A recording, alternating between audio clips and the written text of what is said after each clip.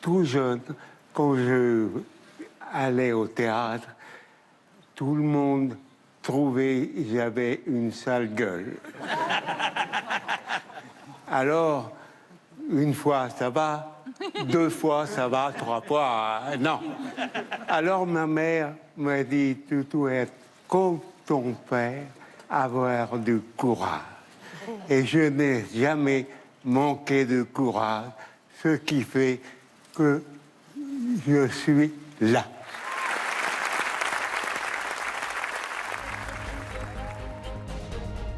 Bonsoir à tous. C'était un monument, une star, une vedette immensément populaire, mais avant tout, un très grand acteur de cinéma et de théâtre. Jean-Paul Belmondo est mort aujourd'hui chez lui à Paris, entouré des siens. Il avait 88 ans. Nous allons bien sûr consacrer ce journal à la disparition d'un homme magnifique qui jusqu'au bout a aimé passionnément la vie. C'était il y a un peu plus d'un an, en avril 2020, en pleine pandémie, alors que les Français étaient confinés chez eux. Jean-Paul Belmondo leur avait adressé dans notre journal des paroles d'encouragement. Il venait de célébrer ses 87 ans, il refusait d'être triste. Il était chez lui, faisait de la gymnastique pour se maintenir en forme et nous envoyait ce message d'optimisme. Bon courage, hein? Et allez, hein? L'optimisme jusqu'au bout. Pendant plus de 50 ans, il fut avec Alain Delon la seule vraie superstar du cinéma français. Chiffre incroyable, 160 millions de spectateurs ont vu ses films, des films d'action, des comédies populaires, mais aussi des films plus intimistes de la nouvelle vague. Quel palmarès! Gérard Houry, Henri Verneuil, Philippe de Broca, Jacques Deray, mais aussi Jean-Luc Godard, Alain Resnais, François Truffaut. Il rayonnait dans tous les registres. Florence Technec et Claire Auberger. Si vous n'aimez pas la mer, À 27 ans, Jean-Paul Belmondo vous n'aimez pas la montagne, n'est pas très loin du jeune voyou insolent si vous n'aimez pas la ville, que lui confie Jean-Luc Godard allez vous faire foutre. dans À bout de souffle.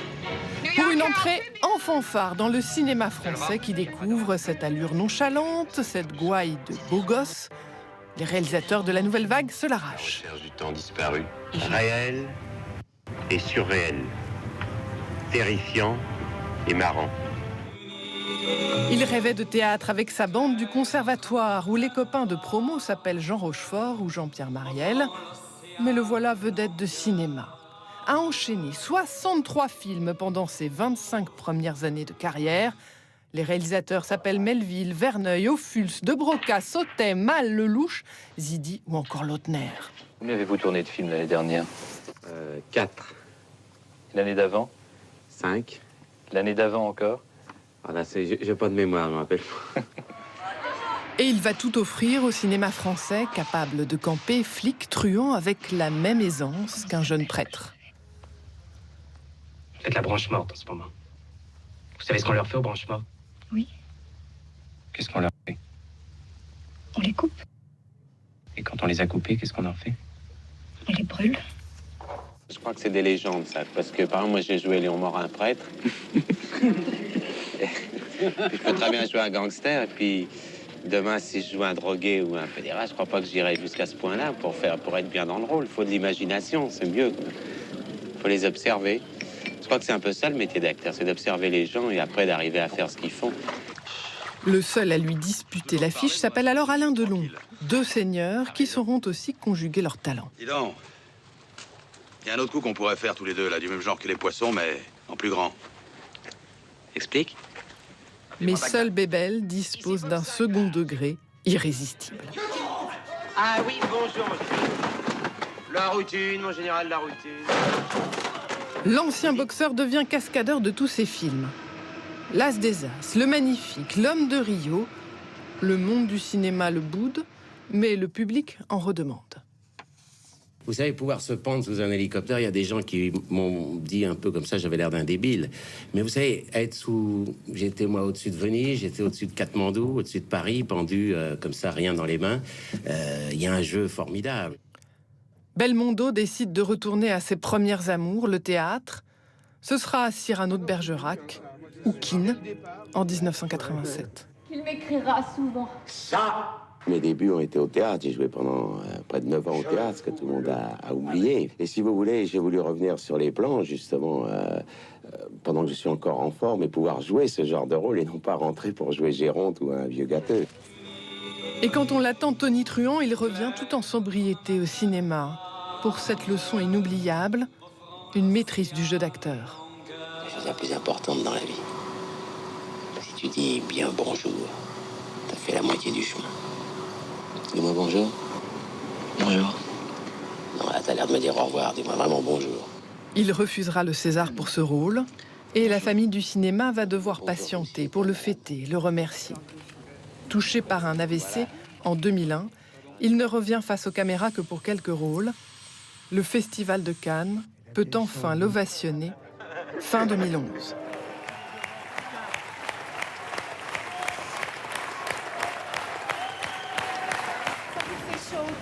Ah, plus chaud qu'au cœur, bouillon le cœur. Si bien qu'aujourd'hui, nous savons très bien à quel point nous sommes un public comblé d'avoir pu suivre l'itinéraire de cet enfant gâté. Plus qu'aucun autre acteur de sa génération, il a été aimé par les Français parce qu'il nous a fait rire, parce qu'il nous a épatés, parce qu'il était d'une certaine manière la quintessence de l'esprit français, la gouaille, le panache, la débrouille, le sens de la réplique qui fait mouche. Et vous, quel Belmondo avez-vous aimé? Quelle scène, quelle phrase vous revient spontanément en mémoire? Frédéric Agnès, Esther Lefebvre et Léa Merlier. Quand on demande aux Français ce qu'ils retiennent de Jean-Paul Belmondo, les mots ne manquent pas. Et malgré la tristesse, les sourires sont toujours là quand il parle de lui. Ça évoque un grand monsieur qui s'en va, quoi, un grand monsieur du cinéma, comme il n'a plus, quoi. D'une gentillesse en plus, pas du tout un but de sa personne. Grand acteur, une grande époque, un cascadeur. C'est vrai qu'on l'a rarement vu jouer le méchant, plutôt le sauveur de ces dames, on va dire. Au pied de l'immeuble où Jean-Paul Belmondo vivait encore il y a peu, la gardienne pleure un grand homme. Je viens de l'apprendre très très mal. Si je l'ai connu, ça fait à peu près 17 ans. Et c'est très dur. C'était une personne très gentille avec moi, avec mes enfants, avec tout le monde, je pense. C'est un dernier hommage à lui. Qui repose en paix, qui va nous manquer. Autour, les voisins qui ne l'ont pas connu personnellement regrettent déjà leur bébelle au grand cœur. Bon, on prend ça avec énormément de tristesse. C'était dans le quartier une personnalité, voilà. Il y avait un SDF qui était là depuis 20 ans et ils l'avaient pris sous leurs ailes. Et il lui donnait à manger, il discutait avec lui, il lui donnait un petit billet. Jean-Paul Belmondo, le cœur sur la main, mais surtout dans le cœur des Français. Avec chacun son film fétiche, dans des registres très différents. Comme ça, direct, c'est à bout de souffle, moi. Il y a un Saint-Jean d'hiver où il est extraordinaire. Il y a des scènes fabuleuses. Le Guignolo, la Zézas. Mais le Borsalino quand même, ouais, Borsalino. C'est des films que je regardais quand j'étais petit avec mes parents. Ou chez mon grand-père également, c'est vrai que ça rappelle des souvenirs. Partout en France, les superlatifs s'enchaînent. Une légende, un mythe, que dis-je, une nation. Belmondo, c'est la France. Belmondo, c'est l'art. C'est un grand acteur et c'est une perte. Et d'après ce que j'ai vu, il est parti doucement. Et voilà, il faut qu'on vive dans son souvenir maintenant et qu'on aille tous revoir ses films. Les gens l'aimaient. Et ça, c'est ça qui est important. Et bon, on aura toujours ces films en souvenir, en mémoire. Qui nous ont accompagnés pendant des années. Jean-Paul Belmondo, acteur populaire par excellence, qui donnait beaucoup à son public. Il avait la gentillesse pour tout. Il y avait 300 personnes qui voulaient faire des photos, il en faisait 300, même s'il était fatigué. À les écouter ce soir, difficile de savoir qui les Français préfèrent, de l'acteur ou de l'homme. L'homme, justement. Bonsoir, Claude Lelouch. Merci beaucoup d'être avec nous. J'imagine que vous avez dû être immensément triste en apprenant la mort de Jean-Paul Belmondo. Premier film ensemble en 1969, un autre film 25 ans plus tard. Quelle était la nature de votre lien, de votre amitié avec Bébel ?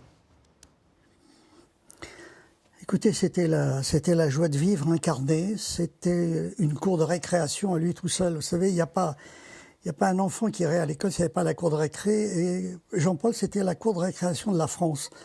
Ça l'empêchait pas non plus de dire des choses importantes, avec des films importants, plus ou moins importants, mais cette joie de vivre, ce côté positif, dans un monde où le négatif est si fort, ce qui a fait la force de Jean-Paul, c'est son côté positif. C'est son côté positif, et c'est vrai que quand on sortait d'un film de Jean-Paul, on trouvait que la vie était un peu plus belle, on avait envie il nous donnait des forces, voilà, et c'était l'acteur parfait, l'acteur parfait justement parce qu'il ne le jouait pas, parce qu'il était le personnage, on croyait à toutes les histoires qu'il racontait, même les plus folles, les plus rocambolesques, voilà, et moi j'ai eu la chance de faire 3 films avec lui, et ça reste 3 de mes plus beaux souvenirs. Il m'a donné des émotions, il m'a fait rire, pleurer derrière la caméra, parce qu'à un moment donné, j'étais plus au cinéma, j'étais dans la vie, voilà, et il savait toucher le cœur des gens, vous savez, il savait faire rire, pleurer, mais surtout, il pouvait aussi nous donner la chair de poule, voilà, c'est pour ça qu'il est unique, exceptionnel, et que c'était une immense star, vous savez, et les stars, ce sont ceux qu'on aime voir même dans des films qui sont pas terribles, voilà, et Jean-Paul, on allait le voir quoi qu'il arrive, parce que c'était du bonheur, et par les temps qui courent, tous ces films vont ressortir et on va avoir droit à des bouffées de bonheur incroyables. Alors préparez-vous à avoir du bonheur en masse, parce que revoir tous les films de Jean-Paul, c'est la meilleure chose qui pouvait nous arriver en ce moment. Voilà. Claude Lelouch, nous diffusons ce soir, juste après ce journal, un film extraordinaire itinéraire d'un enfant gâté. On a vu un extrait il y a un instant, cette scène folle où Belmondo apprend la vie au jeune Anconida. C'est écrit, c'est improvisé, c'est un mélange de votre alchimie à vous et à lui? Oui, c'est un mélange de notre collaboration, de ce fil invisible qui faisait qu'entre Jean-Paul et moi, on avait peur de rien. Vous savez, quand on fait cette scène... on ne sait pas où on va, on ne sait pas qui on va toucher et comment on va y aller, mais on y va. Et Jean-Paul a pris des risques toute sa vie, moi aussi, et c'est la prise de risque qui fait qu'à un moment donné, on peut faire ce genre de scène qui est une métaphore formidable.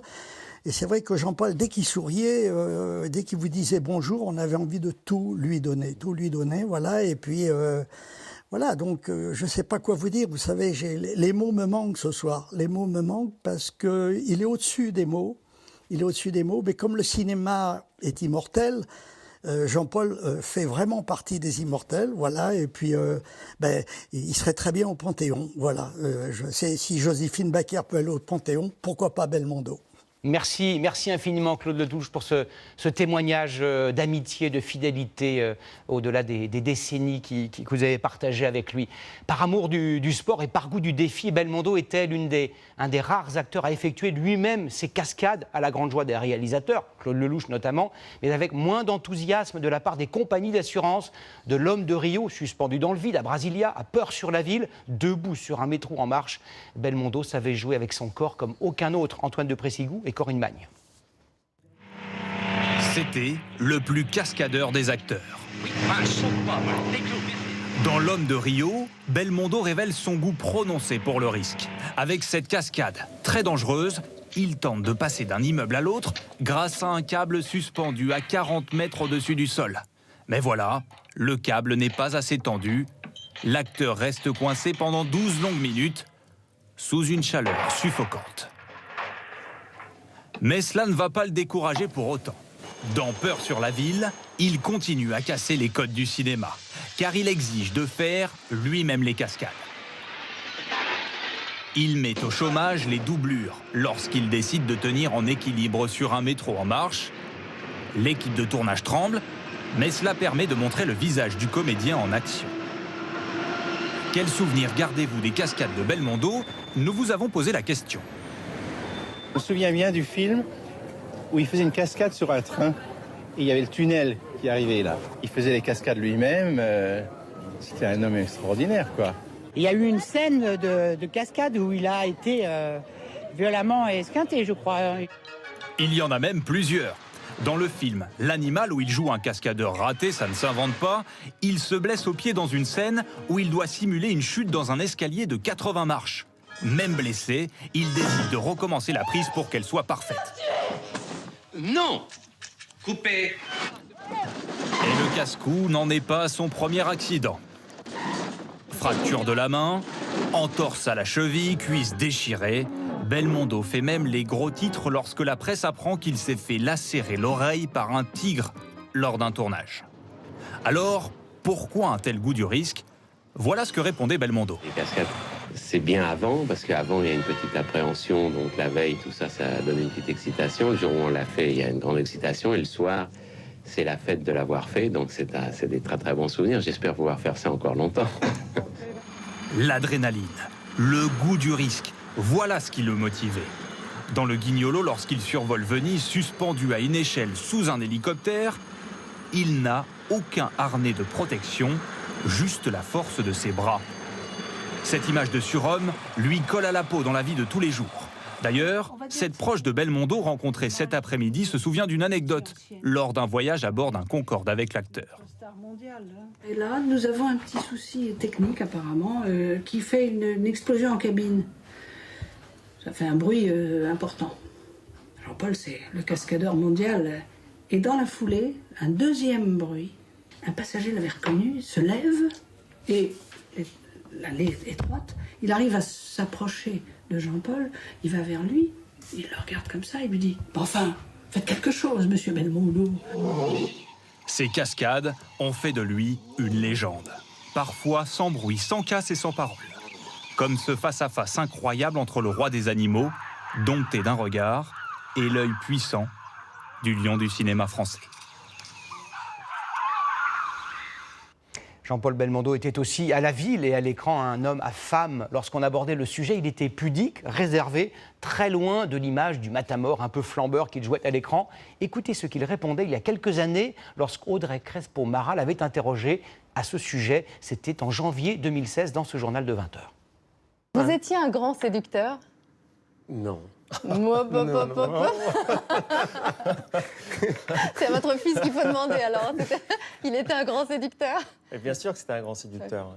Très calme. Il n'y a qu'à voir toutes les belles femmes, à commencer par ma mère et toutes les belles femmes qu'il a eues après dans sa vie, et ses partenaires de cinéma. Donc oui, c'était un vrai séducteur. Les femmes, précisément. Dans les années 50, lorsqu'il était apprenti comédien, l'un de ses professeurs de théâtre, Pierre Dux, lui avait dit de manière péremptoire qu'avec la tête qu'il avait, il ne pourrait jamais prendre une femme dans ses bras. Cela ne serait pas crédible, ajoutait Pierre Dux. Avec son nez cassé de boxeur, sa dégaine, sa diction, le jeune Belmondo n'a pas du tout le physique du jeune premier de l'époque, mais son charme était irrésistible. Ses partenaires au cinéma et ses compagnes dans la vie en témoignent. Florence Lecnec. Je suis pas spécialement beau, mais je suis un grand boxeur. Et avec son physique cabossé, sa gouaille provocatrice, Jean-Paul Belmondo semble avoir trouvé la recette dès ses débuts de carrière. Que ce soit ici avec Jean Seberg dans À bout de souffle, ou avec Claudia Cardinal prête à lui faire la danse du ventre dans Cartouche. Et la cuisine, tu sais la faire? Oui, et marcher sur la main, et danser sur un fil. Tu me conseilles de te garder, quoi. Il sait se rendre irrésistible. Insolente revanche sur les prédictions de son professeur au conservatoire qui lui jurait qu'avec la tête qu'il avait, il ne pourrait jamais tenir une femme dans ses bras. Et si cela nous semble aujourd'hui impensable, Jean Rochefort a été témoin de ses débuts difficiles. Nous avons eu une adolescence contrariée parce que dans les couloirs du conservatoire, nous provoquions l'angoisse et la terreur des femmes. Tout ça, c'est un petit peu arrangé, surtout en ce qui concerne Belmondo d'ailleurs. Mais c'était sans compter une arme fatale auprès de ses partenaires. Savoir, mieux que personne, jouer l'idiot.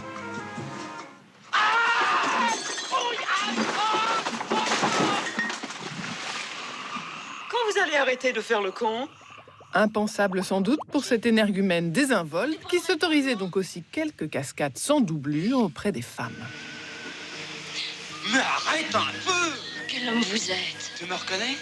Non, mais ça ne fait rien, oublions tout. Oh, calme-toi! Tout à vouloir lui sauter au cou ou tenter de l'enjôler en chanson. Nos sentiments nous ont liés bien malgré nous sans y penser à tout jamais. Jean-Paul, il a du charme, et je crois que c'est ce qu'il y a le plus important, non? Il est pas beau, mais il est pas mal, quoi. Si bien que naturellement, il va en conduire certaines vers l'hôtel, au cinéma, mais aussi dans la vie. Élodie Constantin ouvre le bal. Danseuse dans les caves du quartier latin, la belle lui fait découvrir les joies de la paternité. Mais une James Bond girl s'entête. Envoûtée sans doute par le sourire éternel de l'indomptable et culotté français. Vous êtes la première femme qui m'ait résisté. Elles ne sont pas dégoûtées avec votre mèche? Je la coupe.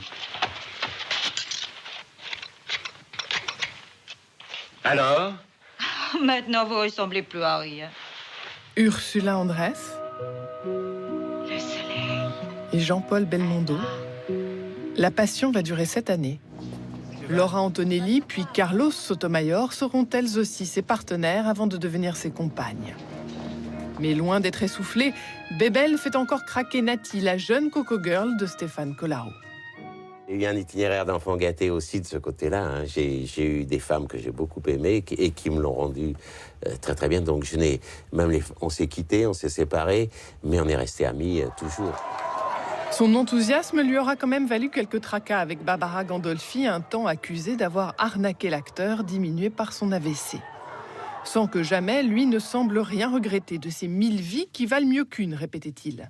Une époque où les charmants baratineurs avaient encore toute leur chance. À l'annonce de sa mort, les réactions ont été innombrables de tous les milieux, sans doute parce que c'était l'homme de toutes les passions, le monde du cinéma, bien sûr, du sport, mais pas seulement. Écoutez ces témoignages rassemblés par Olivier Santiki et Gwenaël Bellec. Célébrités, anonymes, politiques, les réactions tombent par milliers pour rendre hommage à une légende française. Légende si proche, presque ordinaire pour le réalisateur Philippe Labro. Une simplicité, c'est l'homme de la rue. On l'abordait dans la rue, il tapait sur l'épaule, on l'appelait Bébel. On n'appelle pas tout le monde Bébel, le docteur Popol. Parce qu'il était resté, malgré sa gloire, car c'est une gloire, c'est une extraordinaire star, avec un S majuscule, il était resté parfaitement lui-même. Il y a bien sûr les hommes politiques. Emmanuel Macron parle d'un héros sublime et résume « En lui, nous nous reconnaissions tous ». En allusion à la célébrissime scène avec Richard Anconina dans Itinéraire d'un enfant gâté, Christophe Castaner écrit « Il nous avait appris à dire bonjour, nous allons devoir apprendre à lui dire au revoir ». Mais ce qui frappe, c'est de voir de grandes institutions de l'État communiquer sur cette disparition. Le chef d'état-major des armées, rien de moins, regrette que l'as des as s'en soit allé. Les sapeurs-pompiers de Paris refusent de valider le pronostic de l'acteur.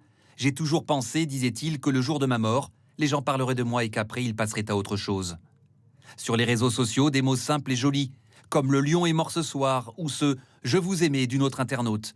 Sans doute en partie pour l'authenticité, le côté magnétique de la star. On était tous un petit peu admiratifs, je dirais pas amoureux, mais enfin on voulait être quelque chose comme ce jeune homme, qui avait une telle aisance, une telle classe. C'est rare un être, et Jean-Paul c'était ça, qui était aussi charmant dans la vie que sur les plateaux. Et il était le même avec tout le monde, les riches, les pauvres, les puissants. C'est voilà, un grand personnage, un grand monsieur et d'une simplicité que j'ai beaucoup appréciée. Et les archives en témoignent, avec ces images d'un homme tellement sportif, tellement cabot, tellement charmeur, tellement Belmondo. Jean-Paul Belmondo qui est mort à 13h à la mi-journée, donc entouré de ses proches, chez lui dans le 7e arrondissement de Paris. Bonsoir Esther Lefebvre, vous êtes sur place, y a-t-il déjà des témoignages visibles autour de vous, des témoignages de reconnaissance ou d'amitié ? Il y a quelques instants, un fan est venu déposer un bouquet de fleurs, se définissant comme belmondiste. J'avais besoin de le faire, nous a-t-il dit, car je l'aimais beaucoup. Tout premiers hommages donc devant son dernier domicile parisien, là où il a passé ses dernières années sur les bords de Seine.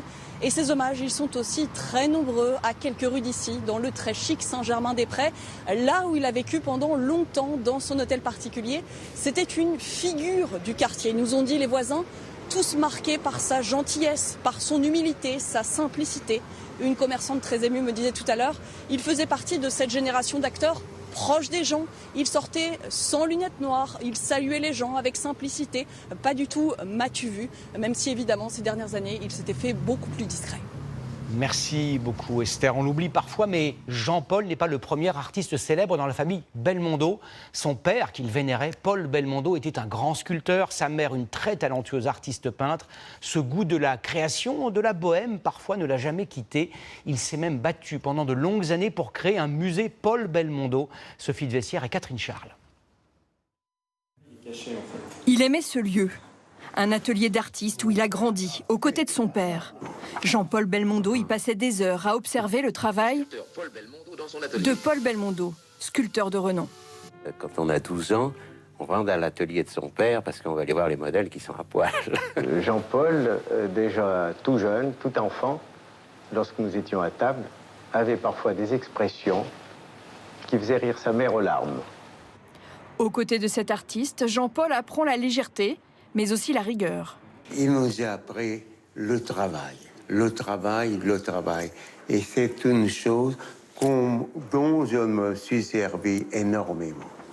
C'est quelqu'un de très important, je crois. Comme disait mon père, il a donné une lignée, je pense, à notre famille, que ce soit par le travail, que ce soit par son attitude, que ce soit quelque part par sa discrétion, mais par sa volonté de réussir aussi.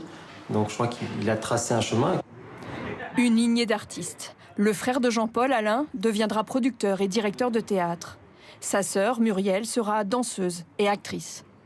Aujourd'hui, c'est son petit-fils, Victor, qui semble vouloir reprendre le flambeau. Le voici sur un tournage en 2019, un premier grand rôle.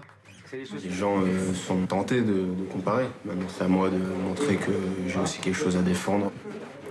Un air de famille et la passion du jeu en commun avec son illustre grand-père. On connaît bien sûr l'histoire racontée 1000 fois par ses copains comédiens, Jean Rochefort, Jean-Pierre Mariel. À 20 ans, le très brillant Jean-Paul Belmondo, élève au Conservatoire d'art dramatique, ne décroche qu'un accessit. Il n'intégrera pas la Comédie Française, mais même au sommet de la gloire sur grand écran, la passion du théâtre ne le quittera jamais. Marie Croxel et Joséphine Devanvé. Ah, au diable la politique! Elle remplit les prisons, il vide les théâtres! Un personnage de comédien flamboyant, un rôle à la démesure de Jean-Paul Belmondo. Nous sommes en 1987, après 28 ans d'absence. L'acteur signe avec Keane et sous la direction de Robert Hossein, un retour triomphal sur les planches. Le théâtre, ça a toujours été en moi. Mes amis ont continué à faire le théâtre. J'ai joué pendant 10 ans au théâtre, ils ont continué. Moi, j'ai eu le tort d'arrêter. Parce que j'ai eu peur un peu à un moment donné. J'ai peur de plus savoir les textes, de pas savoir apprendre. Et à un moment donné, je me suis dit, enfin, Jean-Paul, tu es en pleine forme. Tu as la chance d'être costaud quand tu profites de ça pour rentrer au théâtre. Une revanche après son premier rendez-vous manqué avec le théâtre. C'est là qu'il a débuté, au Conservatoire, où il rencontre sa bande, la bande Abbé Belle, dont Jean-Pierre Mariel et Robert Hirsch. Il en ressort sans prix, meurtri, mais ses amis le portent en triomphe. Et quelques années plus tard, il partage même la scène avec Jean Marais. Eh bien, je vais présenter M. Jean-Paul Belmondo, qui est un légionnaire romain de 2e classe. Avec énormément de talent. Au théâtre, il essuiera plusieurs échecs avant d'être happé par le cinéma qui fera de lui une star. Après le succès de Keane, il retourne à ses premières amours. S'offre même le théâtre des variétés. Ah, ça c'est super, voilà. C'était d'abord, avant tout, un homme de théâtre. Voilà, c'est vrai. Et il le revendiquait, donc je peux le dire. Il travaillait beaucoup. C'est quelqu'un qui arrivait à la première répétition, il savait son texte, par exemple. Vous voyez. C'était vraiment l'ancienne école. Voilà. Et on a eu beaucoup de joie ensemble. C'est un appui, c'est un tas. Que dis-je, c'est un tas. Cyrano de Bergerac, nouveau triomphe.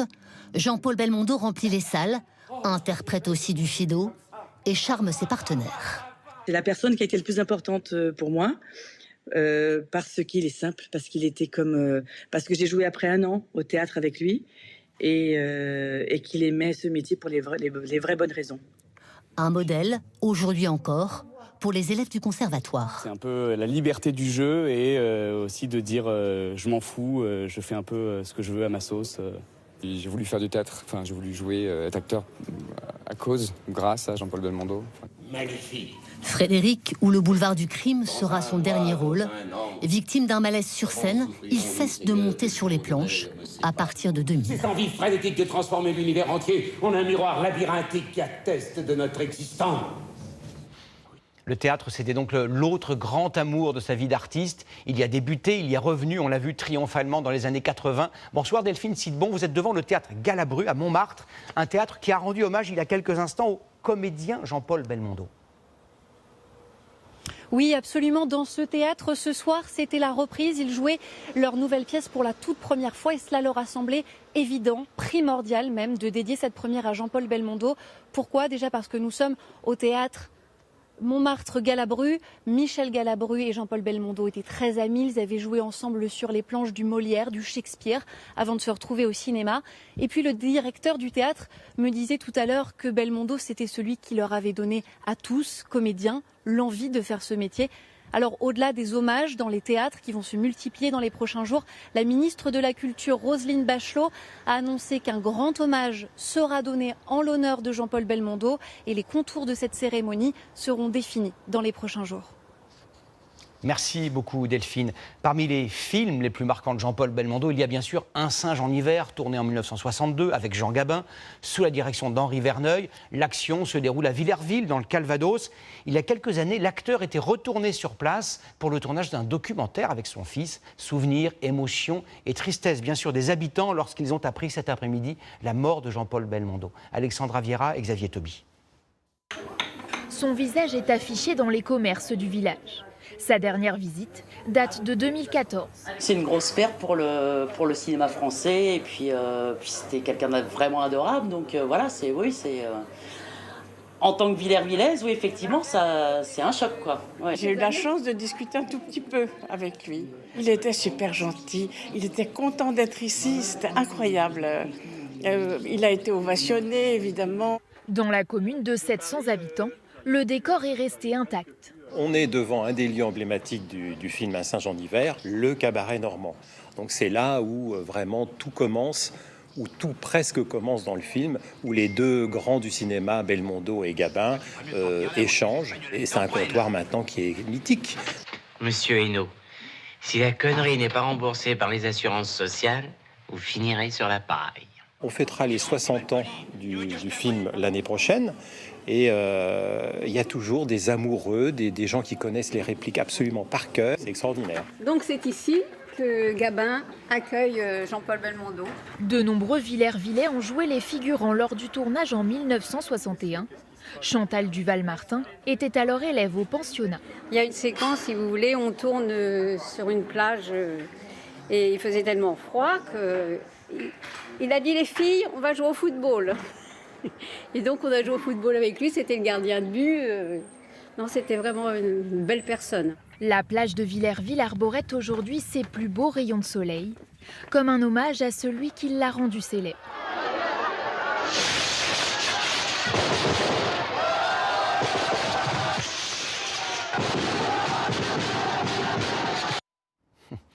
Belmondo, c'est aussi l'homme qui aimait l'amitié, les grandes tablées, les éclats de voix, les soirées football. Il faisait preuve d'une fidélité sans faille avec sa bande de copains, connus lorsqu'il était jeune homme. Jean Rochefort, on l'a dit, mais aussi Guy Bedos, Charles Gérard et, dans la nouvelle génération, Jean Dujardin. Mathieu Poissonnet. Il portait les films sur son seul nom, mais à chaque fois lors des tournages, il prenait bien soin d'emmener ses vieux copains, rencontrés pour beaucoup dès le conservatoire en 1952. On a eu une génération, on s'est vraiment trouvé avec Rochefort, Marielle, Kremer, Vernier, Riche, tout ça. Et on a eu des atomes crochus tout de suite, on est devenus copains tout de suite. Et après, on ne s'est jamais quittés. Nous, il n'y a jamais eu d'ombre, on ne s'est jamais disputé. Des amis, des vrais, qui n'ont pas toujours connu le succès d'ailleurs. C'est ce que racontait Jean Rochefort. Nous avons eu une adolescence contrariée. Parce que dans les couloirs du conservatoire, nous provoquions l'angoisse et la terreur des femmes. Et heureusement, ma carrière, et puis peut-être les modes changeant, tout oui, ça, c'est un petit peu arrangé, surtout en ce qui concerne Belmondo d'ailleurs. Ensemble, ils ont fait les 400 coups et ne se sépareront jamais. Comme nous le confiait Jean-Paul Belmondo, lors des obsèques de Charles Gérard, un ami de 60 ans. C'était une amitié de toute une vie. Eh oui, toute une vie, toute une vie. Et puis à côté des copains, il y a les mentors, comme Jean Gabin. Mais même là, sur le tournage d'Un singe en hiver en 1962, la bande de comédiens ne loupe jamais une occasion de bien se marrer. Il y avait Roquevert aussi, qui était un acteur complètement fou, au bon sens du mot, qui faisait pleurer de rire Gabin, parce que tout d'un coup, on parlait, et puis il regardait où était sa femme, puis il sortait un portefeuille, et hop, il sortait des petites femmes à poil, il dit, t'as vu celle-là? Et alors la femme disait, mais qu'est-ce que tu fais? Il dit, je monte le chien, t'occupe pas. C'était peut-être ça le ciment de leur amitié, de la rigolade et une immense fidélité. En France, une seule star a eu la même aura que Jean-Paul Belmondo. Son alter ego, si proche, si différent, Alain Delon. Leur rencontre au sommet dans Borsalino en 1970, c'est un triomphe au box-office. C'est aussi le début d'une brouille qui ne durera pas. Les deux hommes étaient liés par une amitié indéfectible. Christine Chapelle. Delon, Belmondo. Belmondo, Delon. À force de les opposer, on avait oublié qu'ils étaient complémentaires. Freddy. Rock. Voire complices. François. Capella. C'est en 1958, dans le film de Marc Allégret, Sois belle et tais-toi, que les deux monstres sacrés jouent côte à côte pour la première fois. Mais t'es pas un peu dingue, j'en ai pas. Madame veut circuler en baignoire. On pourrait étouffer l'attraction à Raphaël pour une plombe ou deux. Raphaël nous doit bien ça, non?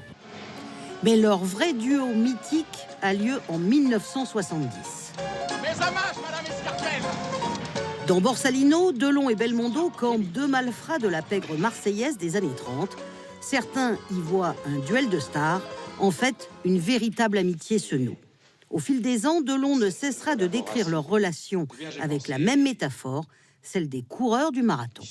Ça fait 40 ans qu'on court un marathon ensemble, et une fois ou l'autre, l'un est en tête, l'autre est second, mais ce qui compte, c'est l'arrivée. Nous arriverons ensemble et nous passerons la ligne d'arrivée ensemble. Il faudra attendre 18 ans pour que les deux acteurs se retrouvent sur la même affiche dans Une chance sur deux de Patrice Lecomte, un film bourré de références au passé des deux acteurs. Tu crois qu'on va encore savoir? À ton avis?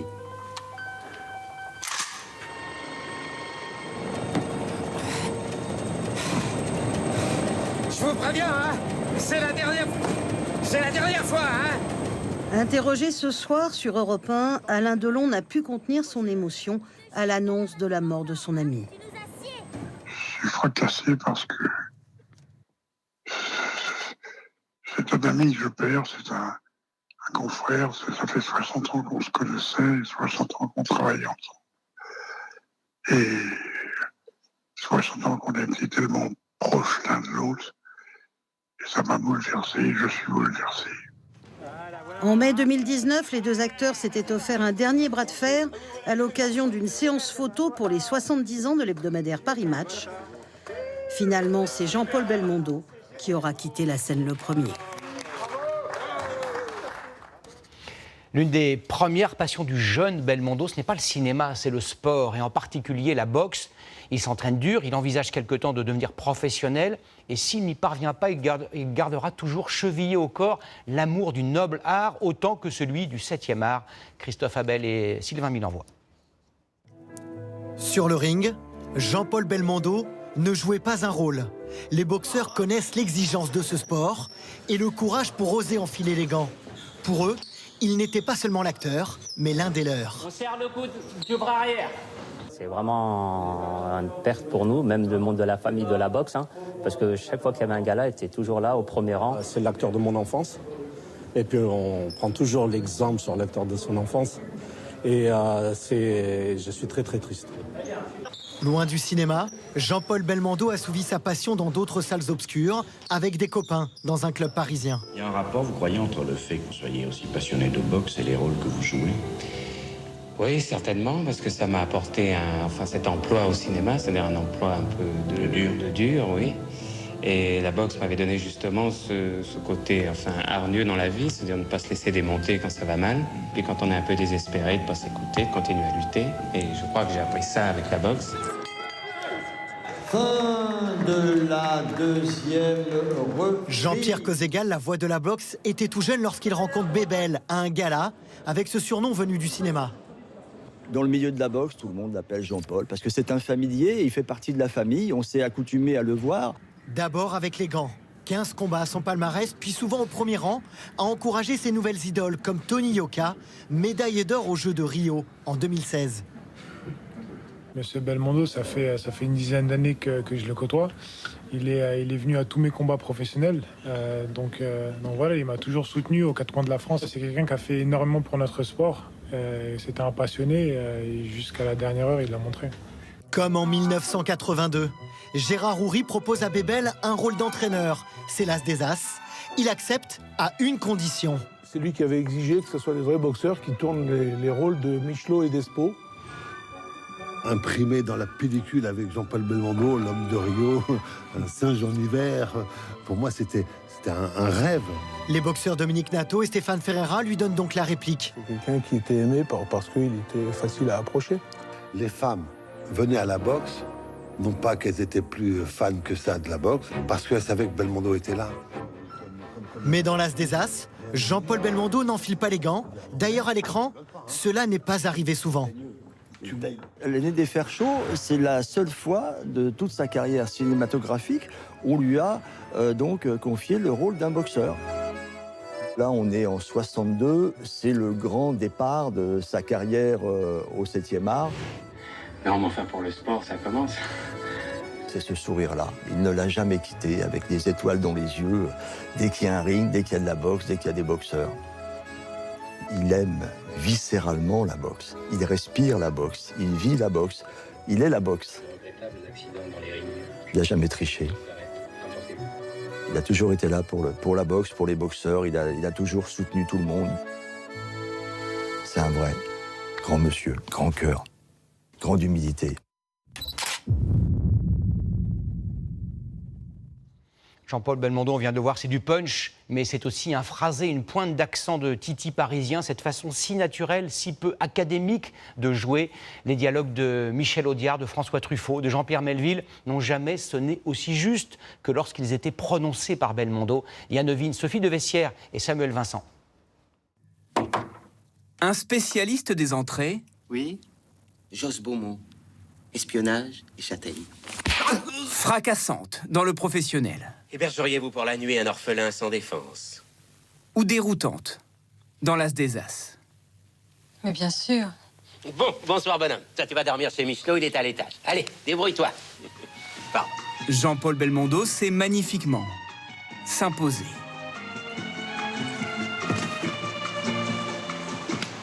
Vous plaisez aux femmes? Je ne sais pas. Menteur. Si percutant, si déconcertant. Et un casse-casse poulet, hein? Il fallait parfois le suivre pour bien comprendre ses messages, comme dans Un singe en hiver. Une paella sans coquillage, un gigot sans ail, un escroc sans rosette, quelque chose qui déplaît à Dieu. Jouer avec les mots. Et dire 2, 3 choses étonnantes comme ça, mais qui ne devront pas t'étonner. On dit pas juif, vous avez l'air, mais vous avez l'air juif. Si je vous dis con, vous avez l'air, c'est pas français. C'est juste, mais c'est pas français. Jouer avec les formules. Ben oui, c'est étonnant, mais ça doit pas t'étonner. D'accord. La signature Belmondo. L'acteur à l'esprit caustique, dès 1960. Si vous n'aimez pas la montagne, L'année de la révélation. si vous n'aimez pas la ville, À bout de souffle peut-être, allez vous faire foutre. mais jamais à court de répliques provocantes. Vous savez quelle différence il y a entre un con et un voleur? Non. Un voleur, de temps en temps, ça se repose.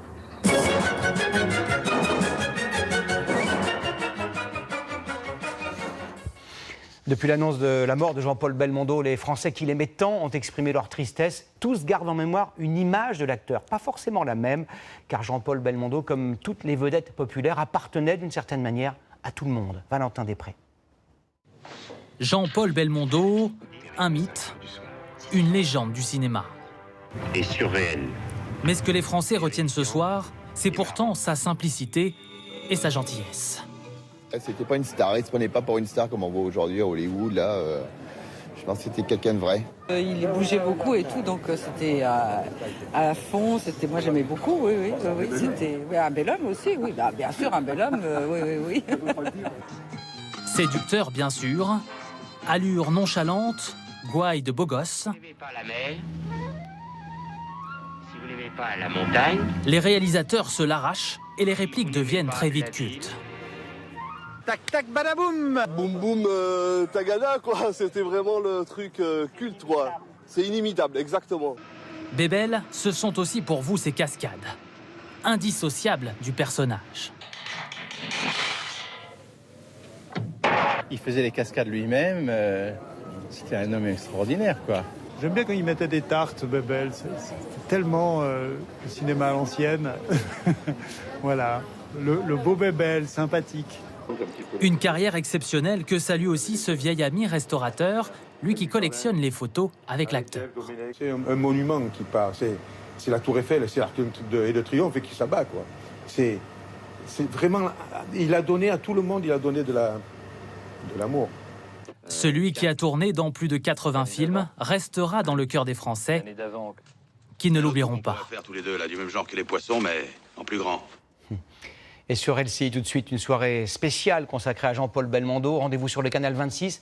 Exceptionnellement, sur notre antenne TF1, nous consacrons toute cette soirée à Jean-Paul Belmondo. Dans quelques minutes, nous en parlions tout à l'heure avec Claude Lelouch, l'un de ses plus grands rôles itinéraires d'un enfant gâté, puis un documentaire remarquable, Belmondo par Belmondo, avec son fils Paul. Jean-Paul Belmondo revient sur sa vie, sur sa carrière d'acteur, sur les lieux de tournage de ses plus grands films, de Copacabana au Toit de Paris. Demain, à 13h, vous retrouverez Marie-Sophie Lacarrou. Elle reviendra sur la disparition de ce monument du cinéma. Bonne soirée à tous. Vive Bob Sinclair, vive le magnifique, vive la vie qu'il chérissait tant. Et à demain.